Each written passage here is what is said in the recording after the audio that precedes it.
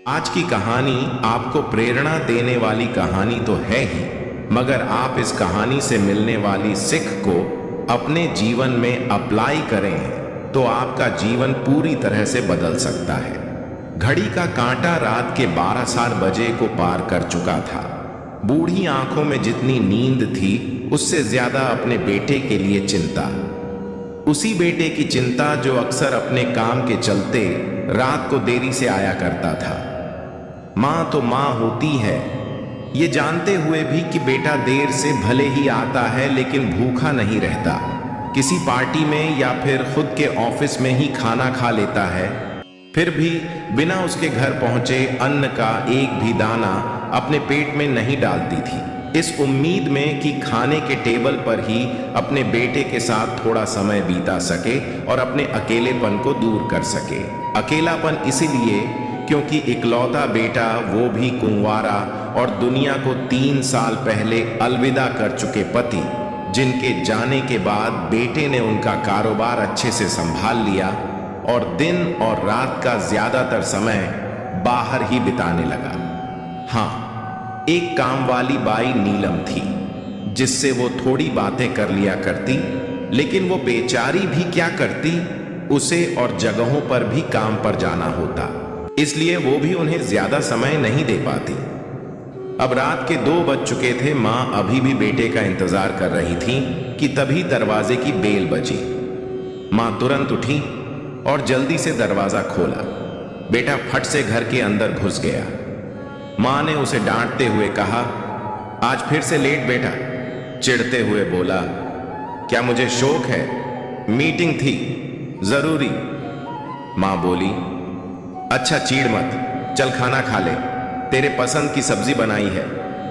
बेटा फिर ऊंची आवाज में बोला, माँ तुमसे कितनी बार कहा है, मेरा इंतजार मत किया करो, खाना खाकर सो जाया करो। क्यों खुद को और मुझे परेशान करती हो? बेटे के मुंह से आ रही शराब की दुर्गंध को पहचान माँ बोली, तू शराब पीकर आया है, तुझे शर्म नहीं आती? बेटा चिल्लाकर बोला, हाँ तो कौन सा पाप कर दिया है मैंने? चुपचाप खाना खाओ और सो जाओ, आपकी बकवास सुनने के लिए वक्त नहीं है मेरे पास। बेटा गुस्से में अपने बेडरूम में चला गया और सीधे जाके बेड पर लेट गया। नशे के कारण अगले ही मिनट उसे गहरी नींद आ गई। माँ उसके कमरे में आई, उसके जूते और मोजे उतारे, उसे चादर ओढ़ाई और पास बैठकर उसके सर पर हाथ फेरते हुए गहरी सोच में डूब गई। घंटे भर वहां बैठने के बाद अपने कमरे में जाकर सो गई। सुबह बेटे के कमरे का दरवाजे पर नीलम ने दस्तक दी। नींद में ही बेटे ने पूछा, कौन है? नीलम बोली, मैं हूं मालिक, कमरे में झाड़ू लगाना है। बेटा बिना आंखें खोले ही बोला, ठीक है, सफाई करके दरवाजा बंद करके जाना। नीलम अपने काम में लग गई। झाड़ू मारते मारते नीलम की नजर बेड के नीचे पड़े वॉलेट पर पड़ी, जिसमें कुछ जरूरी कार्ड्स के साथ ही कई नगद रुपए भी थे। नीलम ने वॉलेट उठाया, एक बार वॉलेट को और एक बार सोते हुए अपने मालिक को देखा, फिर वॉलेट को उसके तकिए के पास रखकर चली गई। सवेरे 10 बजे बेटा उठकर अपने ऑफिस को निकल गया। रास्ते में पेट्रोल पंप पर पेट्रोल भराने के लिए गाड़ी रोकी और पैसे देने के लिए वॉलेट निकाला, तब उसमें पैसे थे नहीं। उसने वॉलेट को अच्छे से चेक किया, फिर अभी उसे पैसे नहीं दिखे।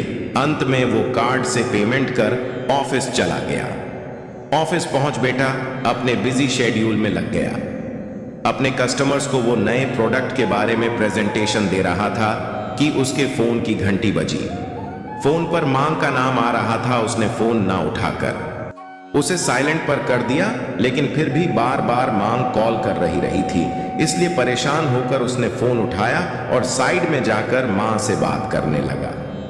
बेटा बोला, क्या करती हो मां? अगर मैं फोन नहीं उठा रहा तो आपको समझ जाना चाहिए कि कोई जरूरी काम कर रहा हूं। यहां पर मैं बहुत जरूरी मीटिंग में हूं, मैं आपसे बाद में बात करूंगा, मां बोल रही थी। बेटा लेकिन एक बार डॉक्टर, पर बेटे ने बिना उसकी बात पूरी सुने फोन कट कर दिया और फिर से अपने काम में लग गया। को जैसे ऐसे बर्ताव की आदत पड़ चुकी थी, फिर भी उसके चेहरे पर दुख साफ देखा जा सकता था। माँ ने नीलम को आवाज लगाई और बोली, बेटा थोड़ा रजाई तो ओढ़ा देना, सुबह से ठंड लग रही है मुझे। नीलम ने माँ को रजाई ओढ़ाई और थोड़ी देर तक उनके पैर दबाती रही। फिर जब नीलम जाने लगी तो पूछा, आपको और कुछ चाहिए? माँ जी, माँ हिचकिचाते हुए बोली, बेटा मैं जानती हूं तुम कई और जगहों पर काम करती हो, लेकिन क्या तुम थोड़ी देर और यहां बैठकर मुझसे बातें कर सकती हो? नीलम बोली, हाँ माँ जी, क्यों नहीं। वो वहीं पर बैठकर माँ से बातें करने लगी। अगले दिन बेटे का पार्सल आया। डिलीवरी बॉय को पैसे देते समय बेटे ने अपना वॉलेट खोला, पर पाया कि इस बार भी वॉलेट में पैसे नहीं हैं। बेटे ने यूपीआई से डिलीवरी बॉय को पेमेंट कर दिया। मां के पास जाकर बेटा गुस्से में कहने लगा, देखो मां, इस बार को लेकर यह चौथी बार हो गया है कि मेरे वॉलेट में एक भी रुपया नहीं है। मैं कहता हूं यह नीलम पक्की चोर है। मां बोली, नीलम ऐसा नहीं कर सकती, वह बहुत अच्छी लड़की है। बेटा बोला, उसने तुम्हारे पैर दबाकर और तुम्हारे साथ चिकनी चुपड़ी बातें करके तुम्हें अपनी जाल में फंसा लिया है, इसलिए तुम्हें वो अच्छी ही नजर आएगी। आज तुम्हारे सामने दूध का दूध और पानी का पानी कर ही देता हूं। कहकर बेटे ने नीलम को आवाज लगाई और वहां पर आने के लिए कहा। मालिक की इतनी ऊंची आवाज सुनकर नीलम दौड़ती हुई वहां पर आ गई। उसने तुरंत नीलम पर आरोप लगाते हुए कहा, अगर तुम्हें किसी चीज की या पैसों की जरूरत थी तो मुझसे कह दिया होता, मैं तुम्हें दे देता, चोरी करने की क्या जरूरत थी। नीलम को पहले कुछ समझ में नहीं आया, फिर जब वह समझ पाई कि उसको चोर कहां जा रहा है, तब वह बोली, मैंने ऐसा कुछ भी नहीं किया है मालिक। अच्छा तो पुलिस बुला लेता हूं, वही अब सच सामने लाएंगे, बेटे ने गुस्से से कहा। नीलम डरते हुए मां की तरफ देखने लगी। मां ने अपने बेटे से कहा, नीलम ने चोरी नहीं की है, वॉलेट से पैसे मैंने निकाले हैं। बेटे ने कहा, मां तुम उसे बचाने की कोशिश मत करो। मां ने कहा, मैं उसको बचाने की कोशिश बिल्कुल नहीं कर रही हूं, बल्कि वही कह रही हूं जो सच है। बेटा, आवाज थोड़ी धीमी करते हुए बोला, तुम्हें ऐसा करने की क्या जरूरत थी मां? तुम मुझसे बोल देती क्या? मैं तुमको पैसे नहीं देता तुमसे कुछ भी बोलने के लिए। तुम यहां पर रहते ही कब हो? जब सामने आते हो तो सोने चले जाते हो, और जब फोन करती हूं तो बिना बात किए ही फोन काट देते हो। अब तो तुमसे बात करने के लिए भी मुझे तुम्हारे ऑफिस में अपॉइंटमेंट लेनी पड़ती है, तब जाकर मेरा फोन तुम तक ट्रांसफर किया जाता है। जितने पैसे घर खर्च के लिए तुम देते हो वह तो घर खर्च में ही खत्म हो जाते हैं।